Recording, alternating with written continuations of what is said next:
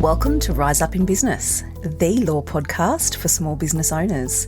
This podcast is designed to share important legal information without the stuffy legal jargon. I'm Tracy Milacrane. Let's get into today's episode. Hello everyone, welcome back to another episode of the Rise Up in Business podcast. Given the time of year that we're in, I've been doing some reflecting lately, which I do at the end of every year. And I wanted to record this episode to share with you part of this reflection in the hope that some of this will resonate with you in your own reflections and your own slowing down and pausing at this time of year. What I find with a lot of my clients is that I share not just legal support and legal value and draft contracts and things like that, but I share a lot of insights I have from my own experience in business, from my own journey. And that often, so I'm told, is immense value for business owners, and they really appreciate the sharing. And because I share so deeply and authentically with my clients, I wanted to share with you here as well what I hope you'll find useful in closing out the year and setting your business up for success in the new year.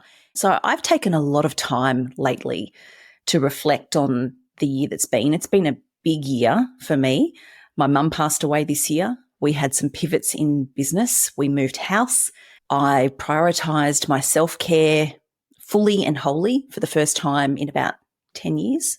And they were some big shifts. And because of that, the lessons that I've learnt, I find, have been probably the most powerful lessons that I've learnt in a year to date. So I want to share them with you. I want to give some context first as to why this reflective period has been so deep for me. I went on my very first retreat this year, 31st of October. For 4 days, I went on my very first retreat. I've always been opposed to retreats because I don't like the idea of being vulnerable. I don't like the idea of surrounding myself with strangers. There's so many reasons why I've been seriously opposed to retreats. I like retreats for one, let's be honest. I always take myself off to Sydney. I'm there a lot for work. I see a lot of my Sydney clients. I spend time alone a lot, and I'm a projector in human design, which means that alone time for me is really important, and I'm aligned 2-4, which again, if you're into human design, you'll know just how important alone time is. So for me, a retreat with women that I don't know, to do things that I don't know much about, was just not something I was ever open to. But this year that changed, and I went on a retreat and it has changed my life. The experience changed my life because I leaned into something that intuitively I knew was right for me, but I didn't know why. So I trusted my intuition, and I went along to spend time focusing on me, on the business at a high level, and on my own self-care.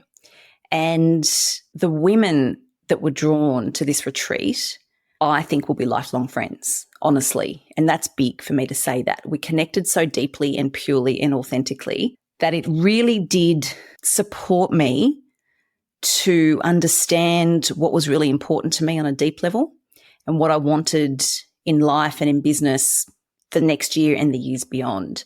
So when I've gone into this reflective state, these 3 lessons are absolute gold to me, and I hope that this resonates with you and you find this process and what I share to be gold or somewhat useful to you.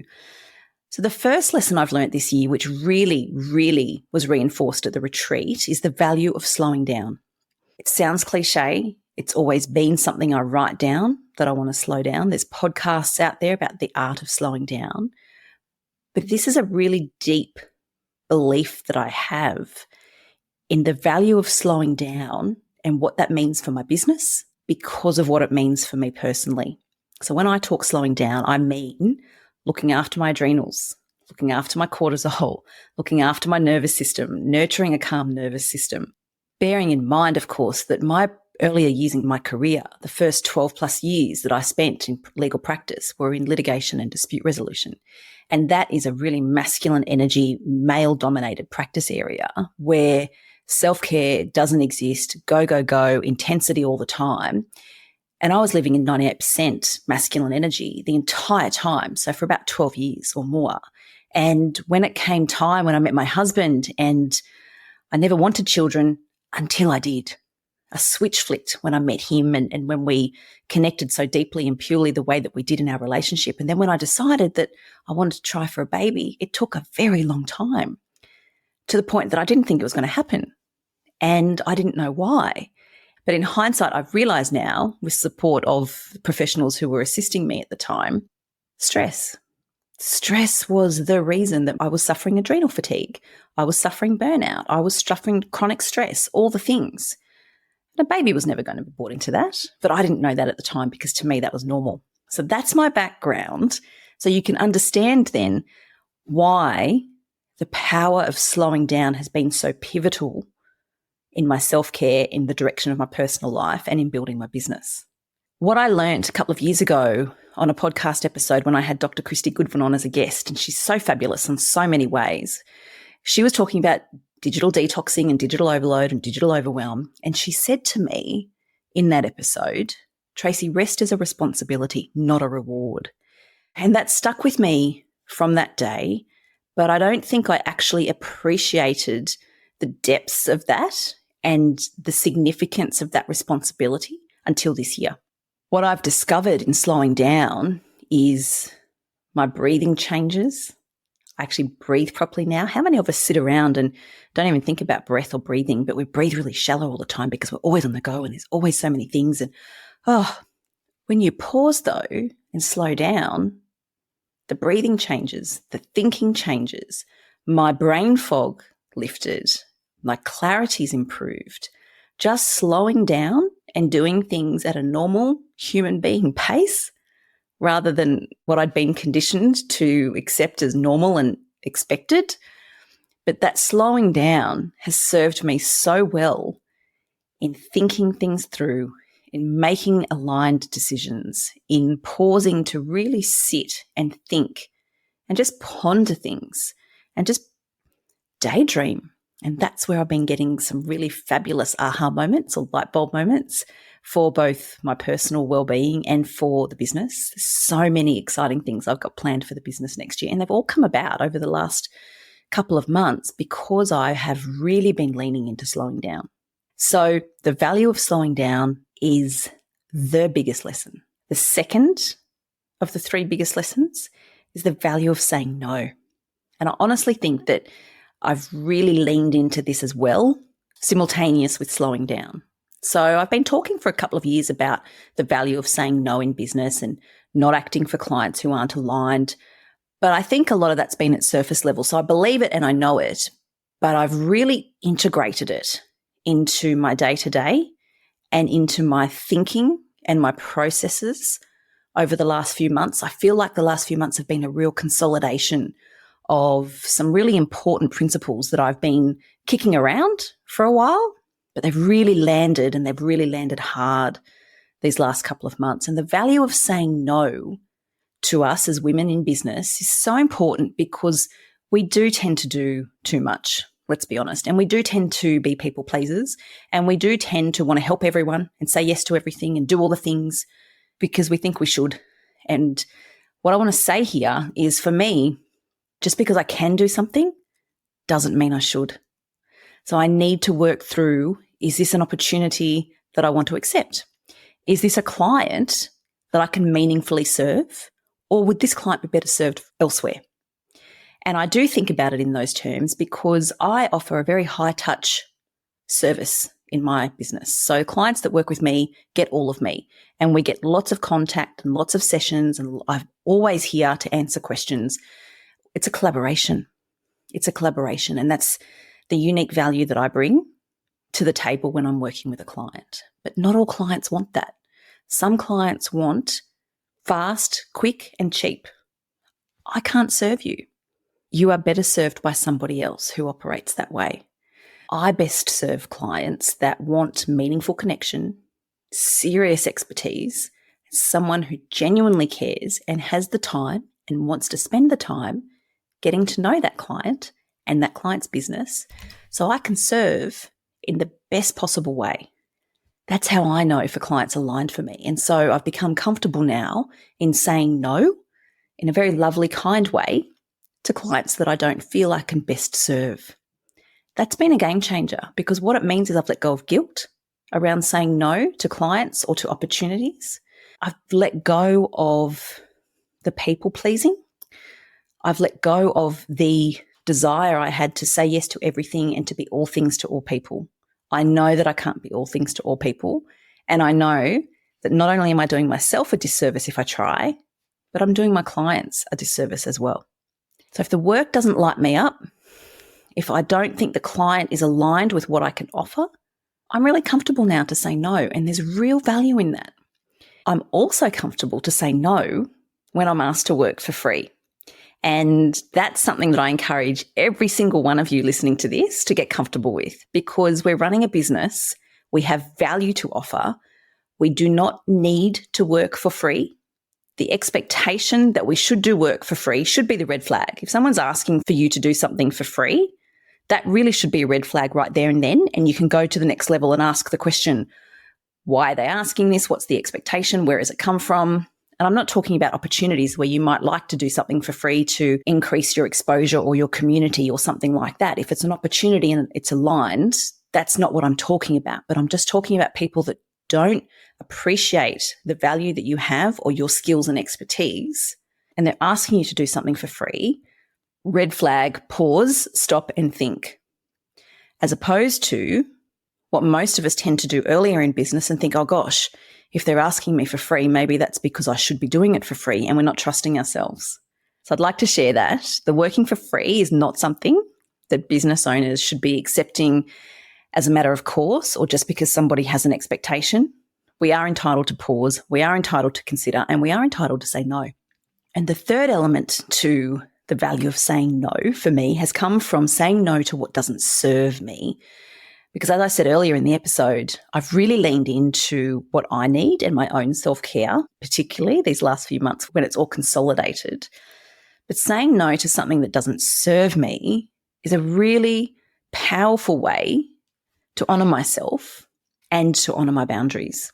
So if something's a piece of work that I don't enjoy, or rather than light me up, it's going to suck the life out of me, or too much multitasking, or some would say any multitasking, but multitasking to the point where I'm spreading myself too thin, or saying yes to somebody's very last minute request, even though I know my daughter really wants me to be at netball tonight and now I'm not going to be there.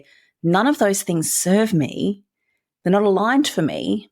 So the power in saying no to those things is deep. It's a really deep, powerful ability to say no, to honour myself when something doesn't serve.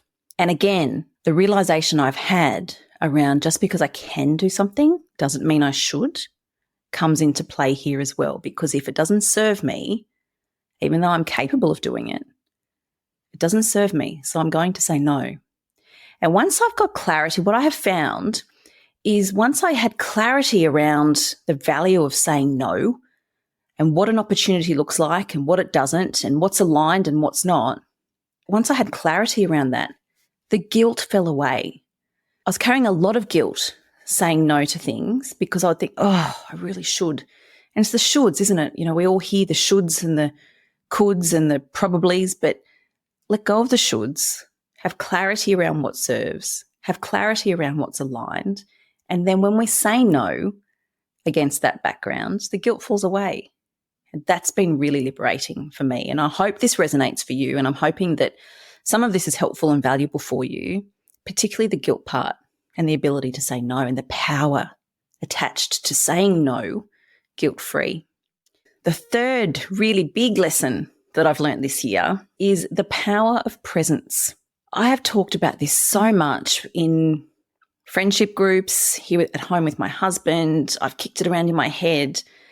The power of being present with where I am at any given time. And I started thinking about this in the context of my children and wanting to be present with my children. So it's all well and good to finish doing what I'm doing. But if I'm sitting there playing a board game with them and I'm not really switched on, I'm not really listening to my daughter's limerick poem that she's written because she learnt about it at school today, or I'm not listening to my son share something with me that's so exciting to him because my head's elsewhere, that to me is heartbreaking, because that is one of the reasons I left private practice, because of the all-consuming nature of the work I was doing.